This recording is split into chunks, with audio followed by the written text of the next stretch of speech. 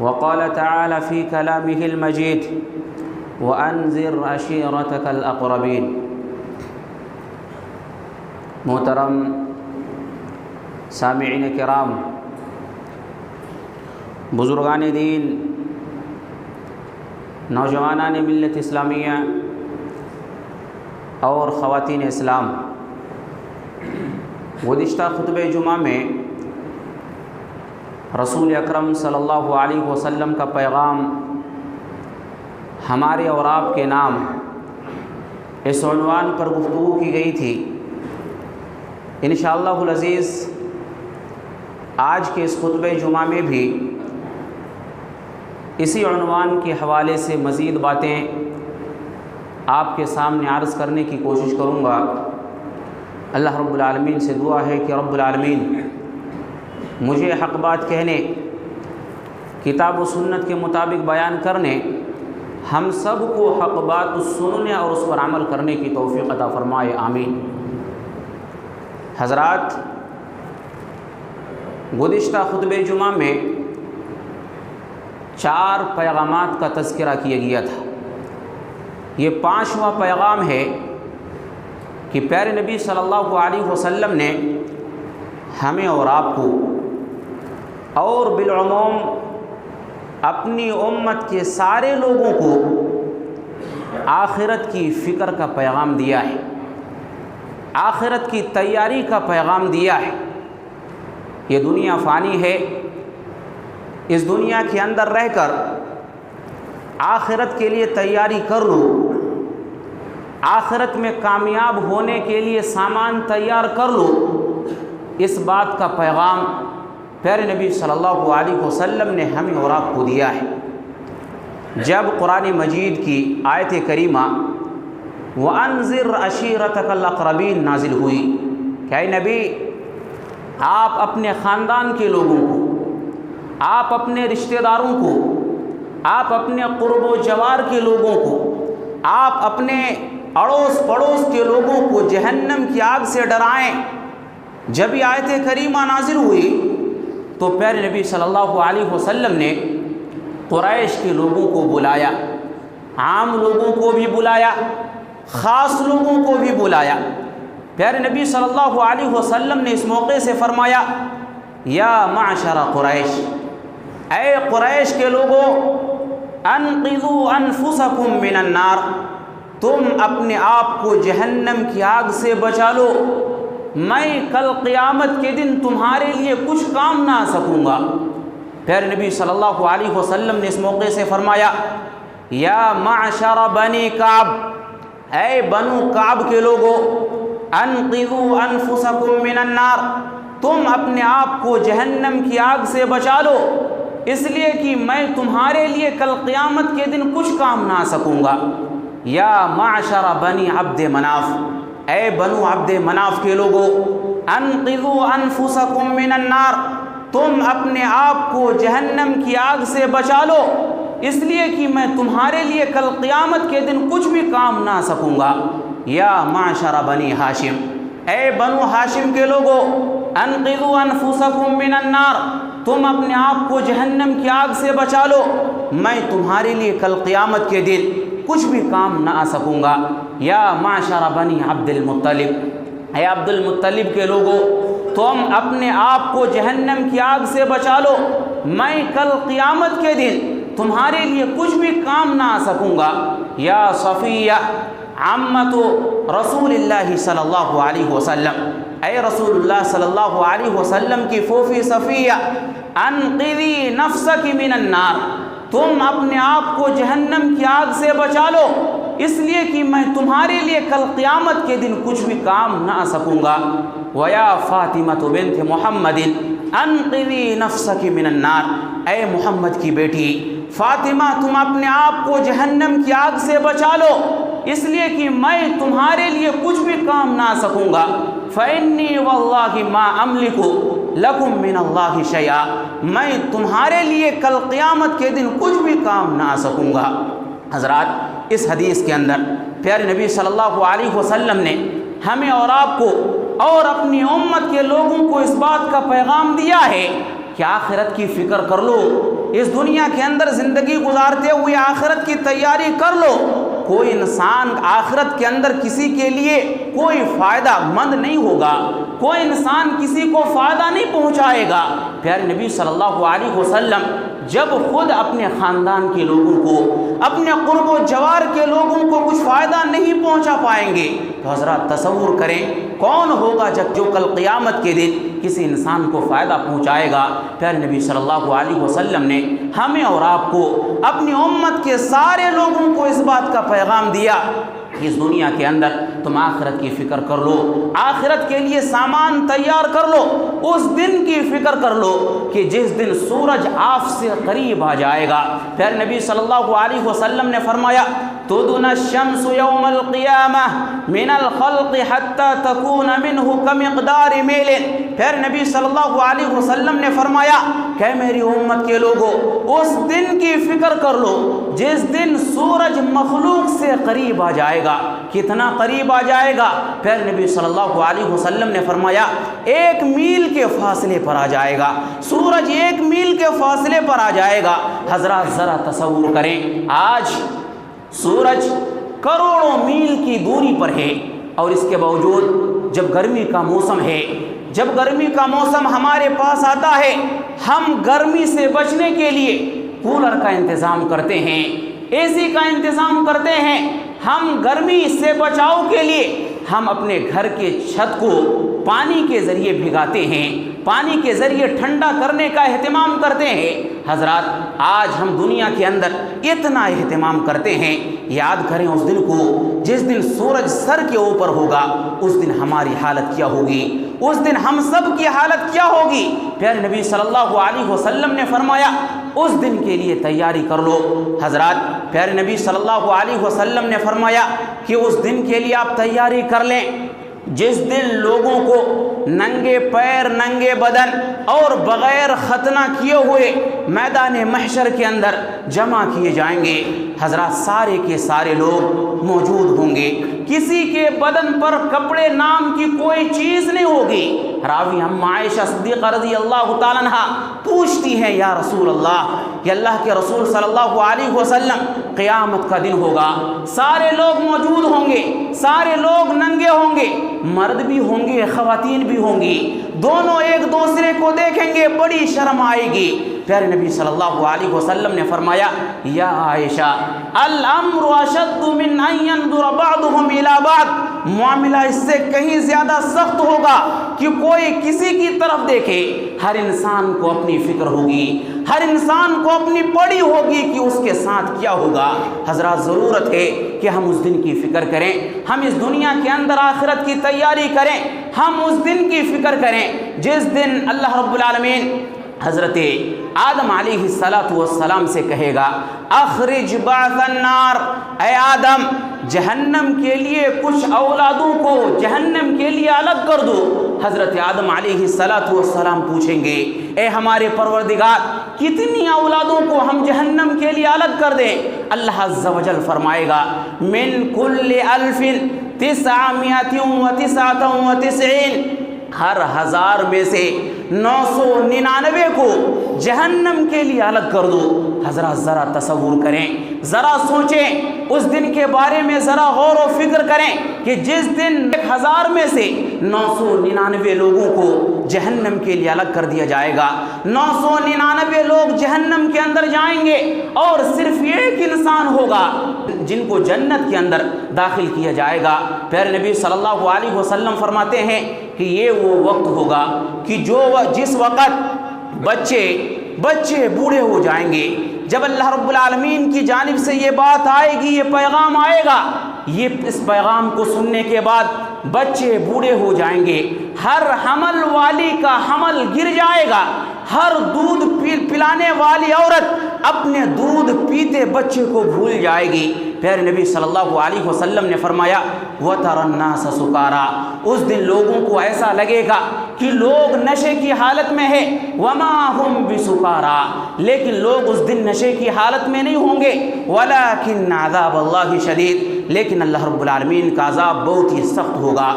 اللہ رب العالمین کا عذاب بہت ہی دردناک ہوگا۔ جب یہ حدیث پیارے نبی صلی اللہ علیہ وسلم نے بیان کی، صحابہ کرام بہت زیادہ پریشان ہو گئے، صحابہ کرام بہت زیادہ گھبرا گئے۔ صحابہ کرام نے سوال کیا، یا رسول اللہ، یا اللہ کے رسول صلی اللہ علیہ وسلم، اینا ذالک الرجل، 999 لوگ، 1000 میں سے 999 لوگ جہنم کے اندر جائیں گے، ایک انسان ہوگا جو جنت کے اندر جائے گا۔ یا رسول اللہ، یا اللہ کے رسول صلی اللہ علیہ وسلم، وہ جنت میں جانے والا انسان کون ہوگا؟ پیارے نبی صلی اللہ علیہ وسلم نے اس موقع سے فرمایا، ابشرو، اے میرے صحابہ، اے میرے صحابہ خوش ہو جاؤ،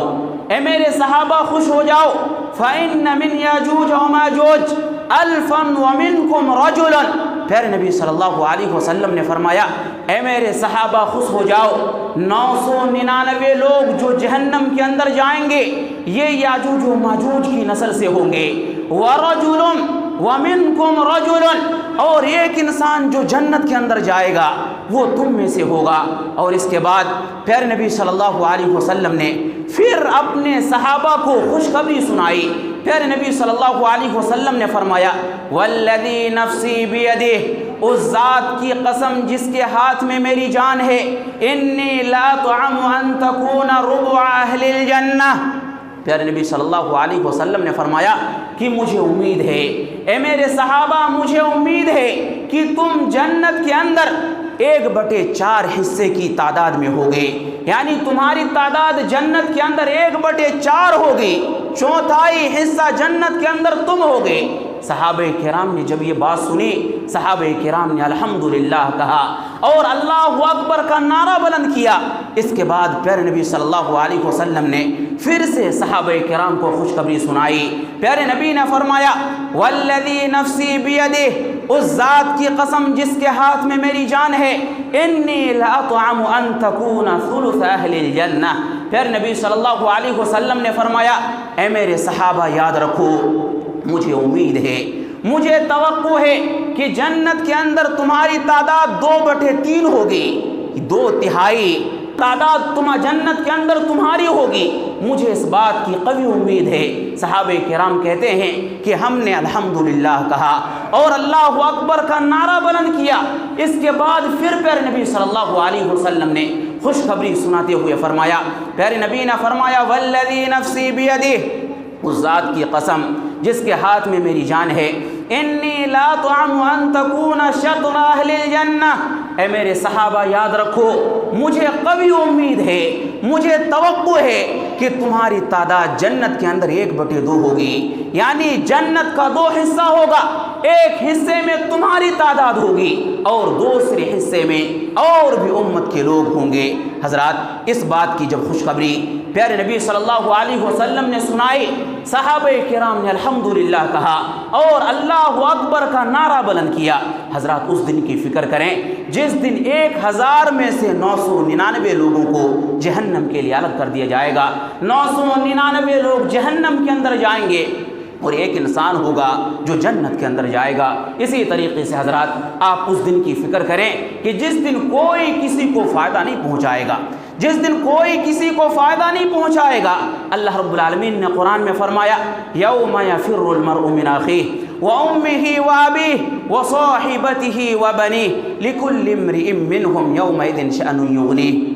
یہ وہ دن ہوگا کہ جس دن آدمی اپنے بھائی سے بھاگے گا، یہ وہ دن ہوگا جس دن آدمی اپنی ماں سے بھاگے گا، اپنے باپ سے بھاگے گا، اپنی بیوی سے بھاگے گا، وبنیہ، اور جس اولاد کے لیے انسان اس دنیا کے اندر حلال و حرام کی تمیز نہیں کرتا، انسان منمانی زندگی گزارتا ہے، انسان اس دن اپنی اولاد سے بھاگے گا۔ لِكُلِّ امْرِئٍ مِّنْهُمْ يَوْمَئِذٍ شَأْنٌ يُغْنِيهِ، ہر انسان کو اپنی پڑی ہوگی، ہر انسان اپنے بارے میں سوچے گا، ہر انسان دوسروں سے بھاگے گا۔ کیوں؟ اس لیے کہ وہ انسان گمان کر رہا ہوگا کہ کہیں کوئی آ کر کے ہم سے نیکی کا سوال نہ کر لے، کہیں کوئی آ کر کے ہم سے بھلائی کا سوال نہ کر لے، اس لیے ہر انسان دوسرے سے بھاگ رہا ہوگا۔ حضرات، ضرورت ہے کہ ہم اس دنیا کے اندر آخرت کی تیاری کریں، اس دنیا کے اندر ہم آخرت کی فکر کریں، اسی بات کا پیغام پیارے نبی صلی اللہ علیہ وسلم نے ہمیں اور آپ کو دیا ہے۔ اسی طریقے سے حضرات ایک چھٹا پیغام پیارے نبی صلی اللہ علیہ وسلم نے ہمیں اور آپ کو یہ بھی دیا ہے کہ میری امت کے لوگوں،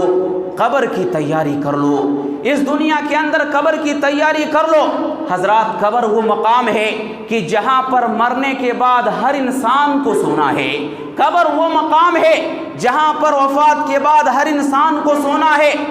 خواہ وہ بادشاہ ہو یا رعایا ہو، عہدیدار ہو یا کام کرنے والا ہو،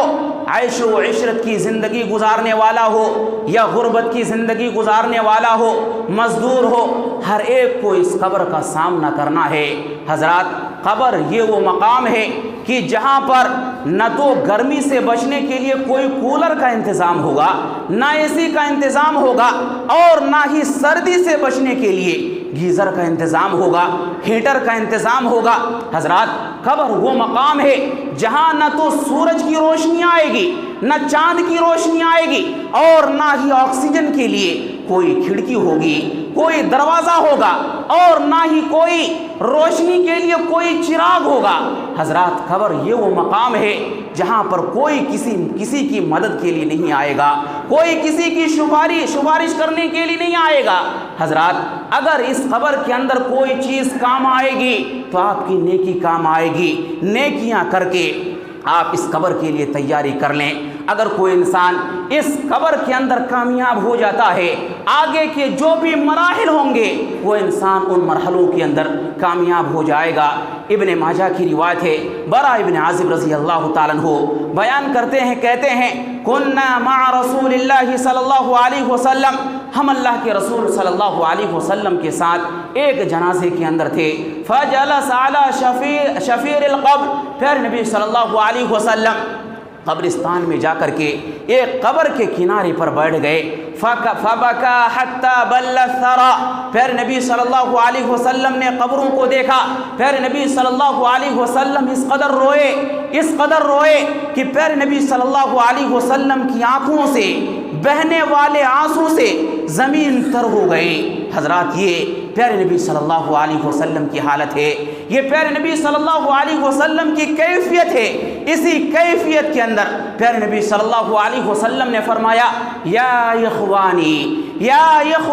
لمثل هذا فاعدوا، پیارے نبی صلی اللہ علیہ وسلم نے فرمایا اے میرے ساتھیو، تم دنیا کے اندر ساری چیزوں کی تیاری کرتے ہو، لیکن وہ تیاری عارضی تیاری ہے۔ لمثل هذا فاعدوا، اے میرے ساتھیو حقیقی تیاری کر لو، یہاں پر سونے کے لیے تیاری کر لو، یہاں پر آنے کے لیے تیاری کر لو، یہاں پر زندگی گزارنے کے لیے تیاری کر لو۔ حضرات یہ وہ پیغام ہے جو پیارے نبی صلی اللہ علیہ وسلم نے ہمیں اور آپ کو دیا ہے۔ قبر کو دیکھ کر کے پیارے نبی صلی اللہ علیہ وسلم بہت زیادہ زار و قطار رویا کرتے تھے۔ حضرت عثمان غنی رضی اللہ تعالیٰ عنہ کے بارے میں بھی آتا ہے کہ جس صحابی رسول کے بارے میں پیارے نبی صلی اللہ علیہ وسلم نے فرمایا اے عثمان تم جنتی ہو، پیارے نبی صلی اللہ علیہ وسلم نے حضرت عثمان غنی رضی اللہ تعالیٰ عنہ کو اس دنیا کے اندر جنت کی بشارت دی۔ حدیث میں آتا ہے کہ جب حضرت عثمان غنی رضی اللہ تعالیٰ عنہ کسی قبر کے پاس سے گزرتے تھے، اس قدر روتے تھے کہ آپ کی داڑھیاں تر ہو جاتی تھی۔ یہ ان صحابہ کرام کی بات ہے کہ جن کو پیارے نبی صلی اللہ علیہ وسلم نے اس دنیا کے اندر جنت کی بشارت دی۔ حضرت عثمان غنی رضی اللہ تعالیٰ عنہ سے پوچھا گیا کہ آپ کے سامنے جنت کا تذکرہ کیا جاتا ہے، جہنم کا تذکرہ کیا جاتا ہے، جہنم کے تذکرے کو سننے کے بعد آپ اس قدر نہیں روتے ہیں کہ جس طرح آپ قبر کو دیکھ کر کے روتے ہیں۔ حضرت عثمان غنی رضی اللہ تعالیٰ عنہ کہتے ہیں کہ میرے ساتھیوں یاد رکھو قبر یا آخرت کی منزلوں میں پہلی منزل ہے۔ اگر کوئی انسان یہاں پر کامیاب ہو جاتا ہے آگے بھی کامیاب ہو جائے گا، لیکن اگر کوئی انسان یہاں پر فیل ہو جاتا ہے تو آگے کے مرحلے میں بھی فیل ہو جائے گا۔ اس لیے قبر کو دیکھ کر کے قبر کے لیے تیاری کیا کرو، آخرت کی فکر کیا کرو۔ حضرات یہ پیارے نبی صلی اللہ علیہ وسلم کی حالت ہے، یہ ان صحابہ کرام کی حالت ہے کہ جن کو پیارے نبی صلی اللہ علیہ وسلم نے اس دنیا کے اندر جنت کی بشارت دی ہے۔ حضرات آج ہماری حالت کیا ہے؟ آج جب ہم کسی کو مٹی دینے کے لیے، کسی کو دفن کرنے کے لیے قبرستان پہنچتے ہیں، ہماری حالت کیا ہوتی ہے؟ قبرستان میں جانے کے بعد،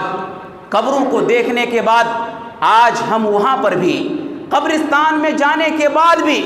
دوسروں کا ٹھٹھا اڑاتے ہیں، دوسروں کا مذاق اڑاتے ہیں۔ وہاں پر پہنچنے کے بعد بھی ہم دوسروں کی غیبت کرتے ہیں، دوسروں کی چغلی کرتے ہیں۔ حضرات، ایسا لگتا ہے کہ کبھی ہمیں مرنا ہی نہیں ہے، کبھی ہمیں قبر کے اندر دفن ہونا ہی نہیں ہے۔ حضرات، ضرورت اس بات کی ہے کہ ہم صحابہ کرام کی سیرت سے اور پیارے نبی صلی اللہ علیہ وسلم کی فرامین سے عبرت حاصل کرتے ہوئے زندگی گزاریں۔ حضرات، ضرورت اس بات کی ہے کہ پیارے نبی صلی اللہ علیہ وسلم نے ہمیں اور آپ کو جس بات کا پیغام دیا ہے کہ میری امت کے لوگوں، قبر کی تیاری کر لو، اس دنیا کے اندر ہم قبر کی تیاری کریں، ہم پیارے نبی صلی اللہ علیہ وسلم کے پیغام کو ہم اپنی زندگی کے اندر نافذ کریں۔ اسی طریقے سے حضرات، پیارے نبی صلی اللہ علیہ وسلم نے ایک ساتواں پیغام ہمیں اور آپ کو یہ بھی دیا ہے کہ میری امت کے لوگوں، گناہوں سے بچ کر کے زندگی گزارو، اسی میں تمہارے لیے کامیابی ہے۔ سنن ابن ماجہ کی روایت ہے، ابن عمر رضی اللہ تعالیٰ عنہ اس حدیث کے راوی ہیں، فرماتے ہیں کہ پیارے نبی صلی اللہ علیہ وسلم ہماری طرف متوجہ ہوئے، اور متوجہ ہو کر کے پیارے نبی صلی اللہ علیہ وسلم نے فرمایا، یا معشر المہاجرین، اے مہاجروں کی جماعت، اے مہاجرین کے لوگوں، سن لو، میری بات یاد رکھ لو، 5 گناہ ہیں، 5 گناہ ہیں، مجھے امید ہے کہ یہ گناہ تمہارے زمانے کے اندر انجام نہیں دیے جائیں گے، لیکن جب تمہارا زمانہ گزر جائے گا تو بعد کے زمانے میں میری امت کے اندر یہ گناہ آ جائیں گے، میری امت کے لوگ ان گناہوں کو انجام دیں گے، اور یاد رکھ لو، جب یہ گناہ میری امت کے لوگ انجام دیں گے تو میری امت کے اندر کوئی بھی خیر و بھلائی نہیں ہوگی، کوئی بھی کامیابی نہیں ہوگی۔ پھر نبی صلی اللہ علیہ وسلم نے 5 گناہوں کا تذکرہ فرمایا، اور ساتھ ہی ساتھ پیارے نبی صلی اللہ علیہ وسلم نے 5 سزائیں بھی سنائی کہ اگر کوئی انسان ان 5 گناہوں کے اندر ملوث ہوگا تو ان کو کون کون سی سزائیں دی جائیں گی، ان کے پاس کون کون سی سزائیں اور کون کون سے عذابات آئیں گے۔ پھر نبی صلی اللہ علیہ وسلم نے 5 گناہوں کا تذکرہ کیا، 5 سزاؤں کا تذکرہ کیا۔ سب سے پہلا گناہ، پیارے نبی صلی اللہ علیہ وسلم نے فرمایا، لم تظہر الفاحشہ فی یوم قط۔ پیارے نبی صلی اللہ علیہ وسلم نے فرمایا، ایک وقت آئے گا کہ معاشرے کے اندر، سماج کے اندر، سوسائٹی کے اندر فحاشیت اور عریانیت عام ہو جائے گی، بے حیائی اور بے شرمی عام ہو جائے گی، بدکاری، زناکاری عام ہو جائے گی، حتیٰ یعلنوا بہا، یہاں تک کہ وہ گناہ جن کو کبھی پردے کے پیچھے کیے جاتے تھے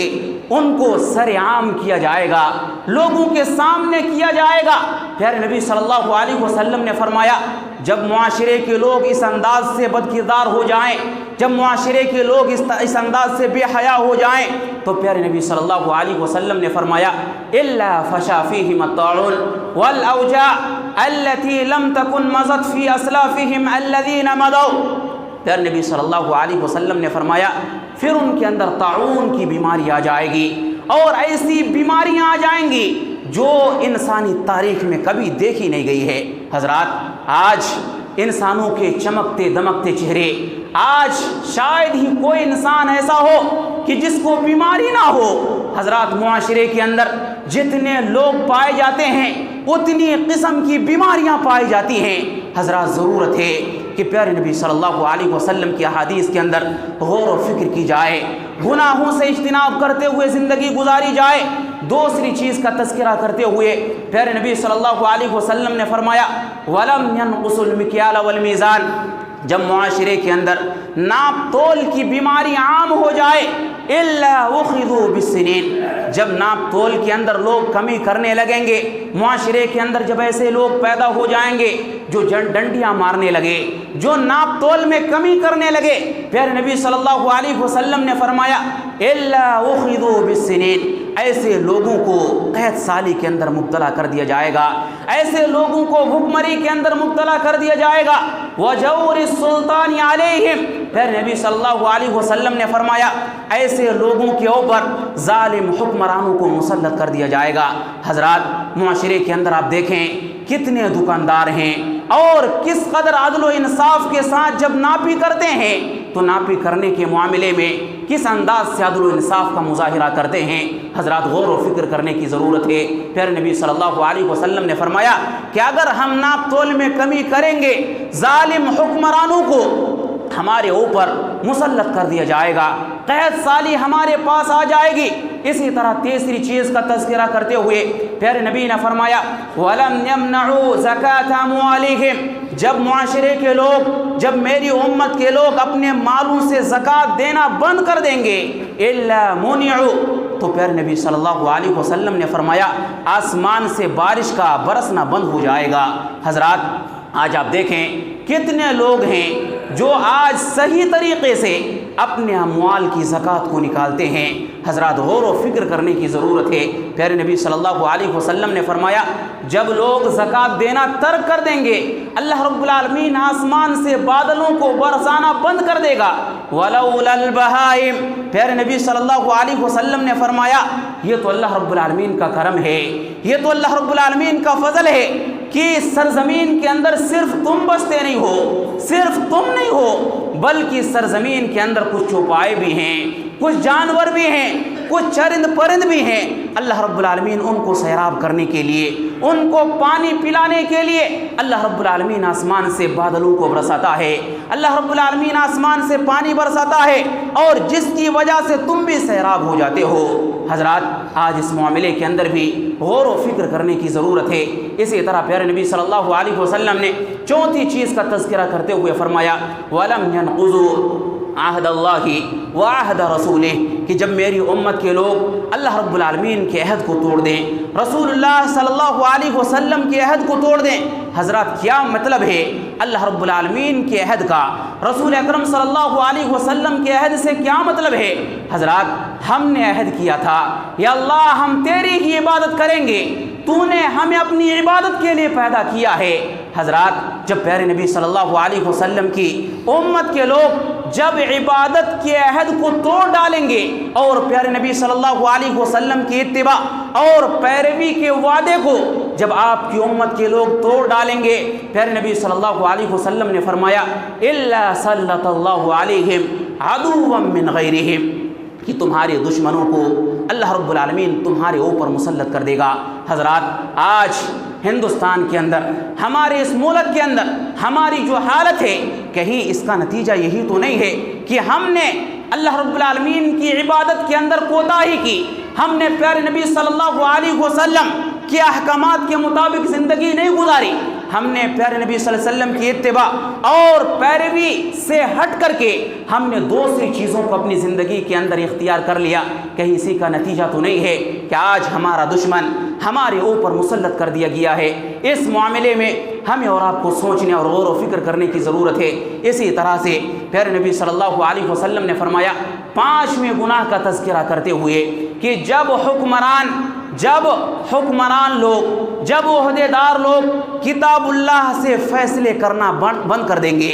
جب کتاب اللہ اور سنت رسول اللہ سے فیصلہ کرنا بند کر دیں گے تو اللہ رب العالمین حکومتوں کے درمیان پھوٹ ڈال دے گا، اللہ رب العالمین ایک حکومت کو دوسری حکومت سے لڑا دے گا۔ حضرات